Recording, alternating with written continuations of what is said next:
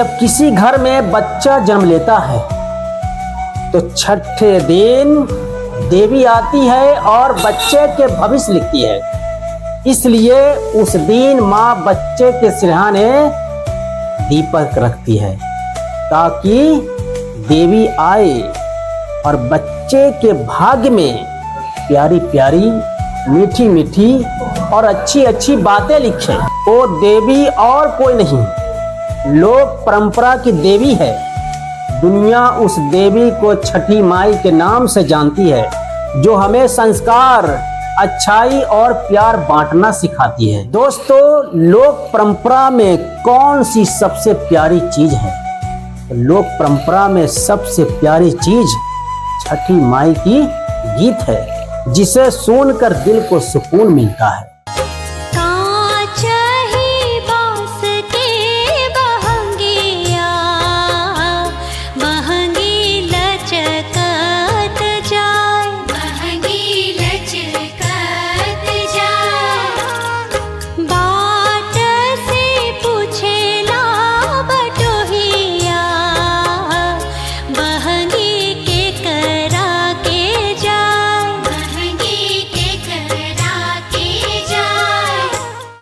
सच में छठी माई के गीतों की मिठास में ऐसा सुकून है जो किसी दवा में नहीं, बस आस्था में मिलता है।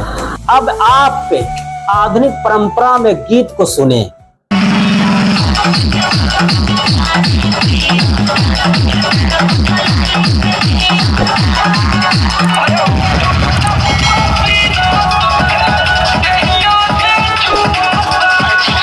पता ये चला कि आधुनिक परंपरा में डीजे और डांस का चलन है, जो आवाज तो बहुत करता है पर मन की शांति को छीन लेता है। कभी कभी छोटी सी बात पूरी जिंदगी का सबक बन जाती है। आज शायरी नहीं, एक सच्ची कहानी सुनिए, जिसका बोल है छठी माई की मिठाई। क्लास में हम छठी माई पर चर्चा कर रहे थे। एक लड़का ने बोला, क्या सर ये सब पढ़ाने से क्या फायदा, परीक्षा में थोड़ी पूछेगा?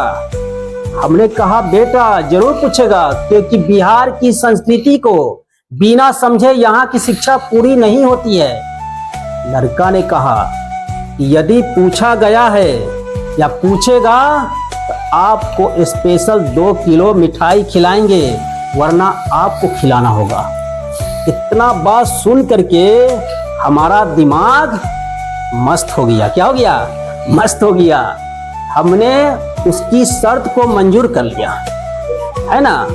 ठीक अगले दिन क्वेश्चन बैंक ले करके उसके सामने पहुंचे, जो लड़का ने यहाँ पर शर्त लगाया था, है ना।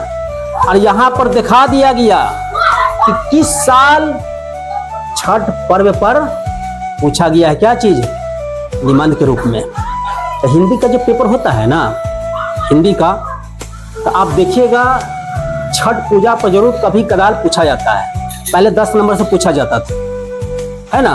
अब यहाँ पर क्या 50% ऑब्जेक्टिव कर दिया है, 50% सब्जेक्टिव कर दिया गया है, जो कि अब यहाँ पर बदल दिया गया। लेकिन फिर भी निबंध के रूप में पूछा ही जाता है। क्यों नहीं पूछा जाएगा? क्योंकि बिहार का सबसे फेमस, सबसे पवित्र त्योहार है। अब बिहार में एग्जाम होगा, क्या ऐसा हो सकता है कि ये पूछा नहीं जाएगा, है ना।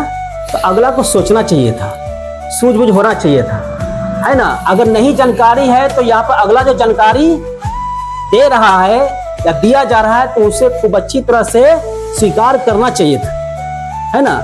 लेकिन कभी किसी गुरु के सामने उसको शर्त नहीं लगाना चाहिए था। खैर वो लड़का ने शर्त लगा लिया और हमने उस लड़का के सामने क्या दे दिया, सबूत दे दिया।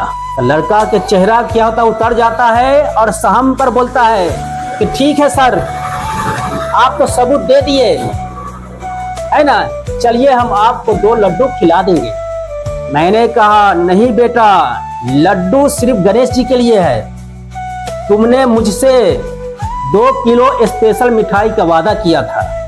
छठी माई को मिठाई चाहिए, क्योंकि छठी माई को मिठाई पसंद है, लड्डू नहीं। अब लड़का थोड़ा सन्नाटा हो गया, सहम कर बोला, कोई बात नहीं है, हम आपको 2 किलो लड्डू नहीं बल्कि मिठाई देंगे। चला जाता है बाजार, पातेपुर चला जाता है। अब पातेपुर वैशाली होटल से स्पेशल मिठाई लेकर आता है, लेकिन 2 किलो नहीं। वादा कितना था? 2 किलो का, लेकिन लेकर कितना आता है? 1.5 किलो लेकर आता है मिठाई और हमें दे दिया जाता है। तो हमने क्लास के बच्चे, मम्मी, बहन और दादाजी के साथ बांट ली कॉफी, मिठाई, है ना। और वहां पर उस लड़का से कहा कि देखो, छठी माई किसी से नाराज नहीं होती है, जो भी सच्चाई है उसे मान ले कि क्योंकि छठी माई हमेशा मीठा फल देती है। दोस्तों, छठी माई की मिठाई आज भी याद है, क्योंकि वो सिर्फ मिठाई नहीं थी, मेरे लिए आस्था और सच्चाई का स्वाद थी। इसके साथ ही आप सभी छठ व्रतियों को छठ पूजा की बहुत बहुत हार्दिक शुभकामनाएं।